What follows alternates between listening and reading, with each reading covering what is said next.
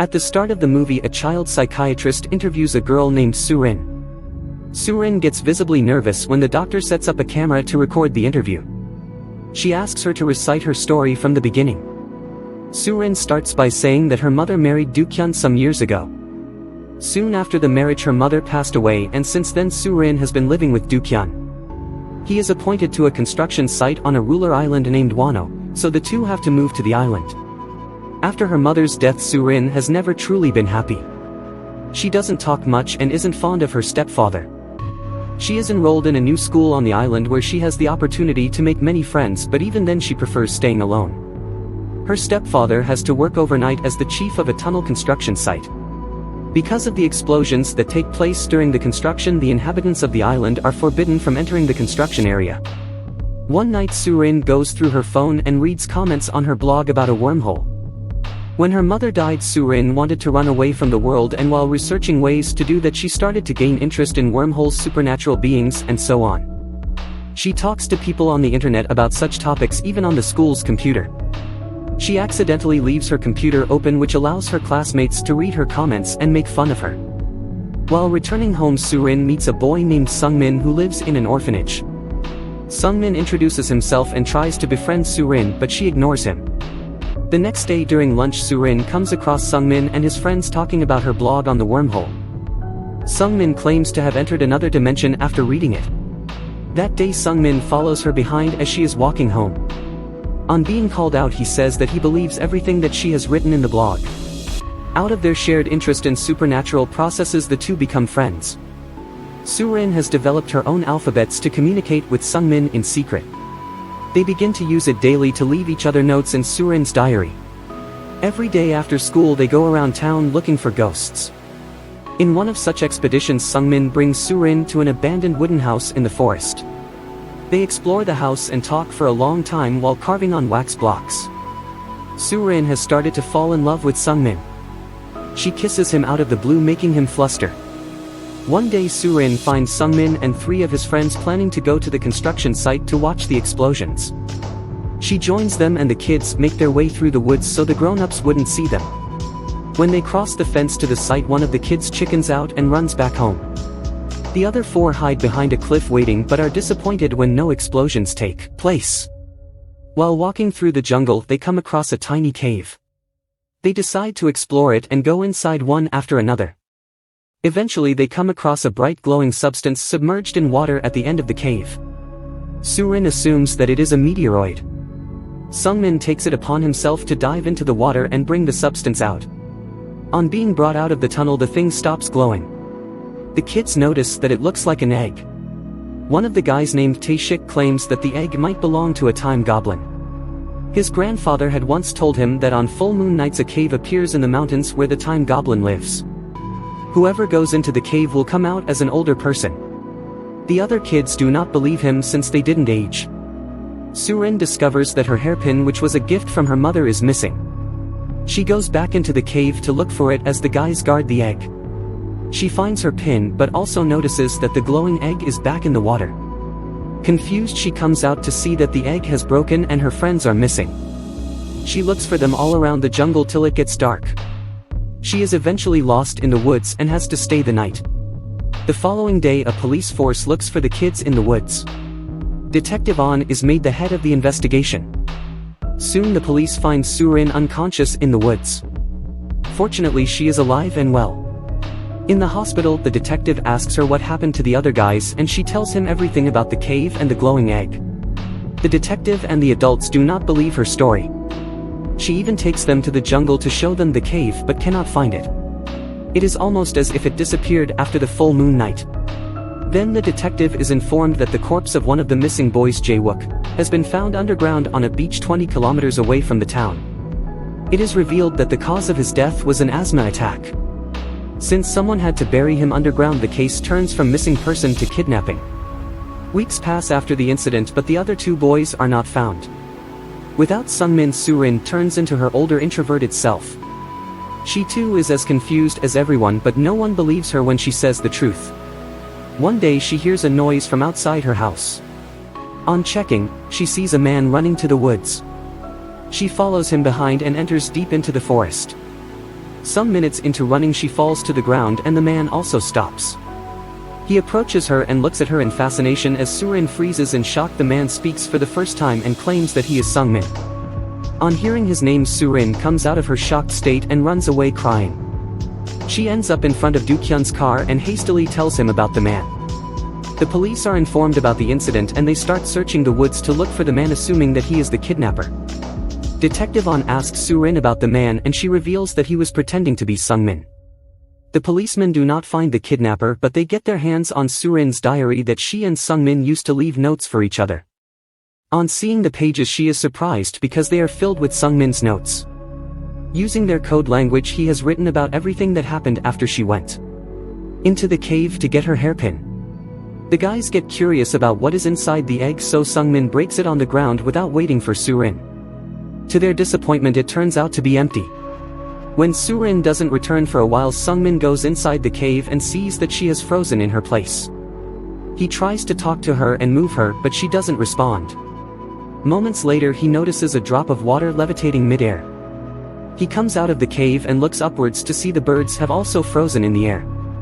The boys go to the town and see that everyone, including their families, have paused. This makes them realize that time has frozen for everyone except the three of them, meaning that they can do anything they want. For the first few days, they are on top of the world. They eat and drink whatever they like, sleep whenever they want to, and play around the entire day. After a month or so they get bored, so they decide to leave the island and go to another city to see if they are actually the only people on the earth who can move. However, their plan is spoiled when they realize that the water in the ocean has also stopped flowing, which means that the boat will sink. Back in the present, Surin registers that the man who approached her in the woods was in fact Sungmin. She stops reading as now getting the police away from him is her first priority. If they find him, they will surely arrest him for being the kidnapper, so she claims to have lied about seeing anyone in the jungle. The police believe her and she continues reading the journal. Many months later, the guys start to live inside a tent in the mall. Jae-wook's health gets worse by the day because he has asthma and his inhaler stops working. One night he suffocates and slowly passes away in front of his friends. Sungmin and Tae-shik are devastated. With a heavy heart, they bury their friend's corpse under the ground on a nearby beach. After dying, Jae-wook's body also pauses like the others. 5 years pass, but the world remains the same. The guys have now grown into teenagers. Although they have been living in isolation for so many years, they still hope that someday the world will go back to normal. Sungmin believes that when they turn 20, their time will resume. They steal a little bit of money from everyone to be rich when that happens. However, even when they turn 20, nothing changes. They slowly begin to lose hope and start to live in the wooden house in the jungle. One day the isolation gets the best of Sungmin. He screams and yells for it all to stop. Tae-shik witnesses this from afar and loses all hope. Some days later, Sungmin notices that the moon's shape is changing, meaning that the world is about to be resumed. He goes looking for Tae-shik but doesn't find him anywhere. He searches for him throughout the island and eventually reaches the last cliff. There he discovers Tae-shik's clothes on the ground and registers that his friend has. He also jumps behind Tae-shik as the last resort. But at the very moment the world resumes. He comes out of the water and is mesmerized by the moving nature. After reading the journal, Surin runs to the wooden house and finally sees her friend. They decide to tell the story to the world but are unsure if anyone will believe them. Meanwhile, CCTV footage shows the police that Sungmin is in the woods. They believe he is the kidnapper. At night, Sungmin comes to Surin's room for emotional support. Since he has been living alone for such a long time, he is scared he will harm himself. To get rid of the pain. The next day, Tae-shik's parents arrive at the construction site, blaming Dookyun for their kid's disappearance. They believe that the explosion in the site killed their son, and Surin is making up stories to save her stepfather. Meanwhile, Surin and Sungmin go to the orphanage that Sungmin used to stay in. Surin explains everything to the warden and comes outside to call Sungmin. However, she is dragged away by her father right then. Sungmin approaches his mother like warden and tells her everything he used to do as a kid. She is shocked, but she still doesn't believe him. Dookyun locks Surin in her room at night, but Sungmin enters through the back door and frees her. They run away from the house to decide what they should do next. Surin remembers seeing a second egg in the cave. She suggests she uses the egg and returns as an adult to prove to the others that Sungmin is innocent. However, Sungmin is against the idea because he knows how difficult it is to live in isolation. He would rather be named a kidnapper than let her go through what he felt in the past years. Dookyun sees that his daughter is missing and figures she went to the wooden house after finding a picture of her and Sungmin on her phone. He goes there at night, attacks Sungmin, and tries to take Surin back home. But Sungmin knocks him out and runs away with her. The next day, the police investigate the wooden house and believe that the kidnapper is manipulating Surin by making her believe he is Sungmin. The news about Surin's disappearance is on the TV, so the police soon find the two. A chase ensues between them and the police when Surin turns herself in to save Sungmin. Before separating, she asks him to meet her at the cave. Detective On tries to make Surin understand that the kidnapper is lying to her, but she doesn't believe him. She makes an excuse of wanting to go to the bathroom and runs away to the cave. She brings the glowing egg out and hands it to Sungmin, but he refuses to return it to her because he doesn't want her to use it. He is about to turn himself in and take the blame for killing his friends. He runs away into the woods as Surin follows him. At the same time, the police arrive and chase behind. They stop at the end of a cliff. An officer grabs Sungmin and pushes Surin off the cliff in the process. The detective helps Surin but ends up hanging off the cliff with her. Sungmin tries to save them, but before he can, they both fall back. To save them, Sungmin breaks the egg again and stops time. When Surin wakes up a few seconds later, she is on a beach with the detective. She realizes what Sungmin has just done. Although it has only been a moment for her, for Sungmin it must have been another decade. She is then taken back home. While eating dinner, she apologizes to her father for everything she has done and calls him dad for the first time. The detective comes to inquire how they survived the fall. Surin doesn't answer, but he figures out that she was telling the truth this entire time.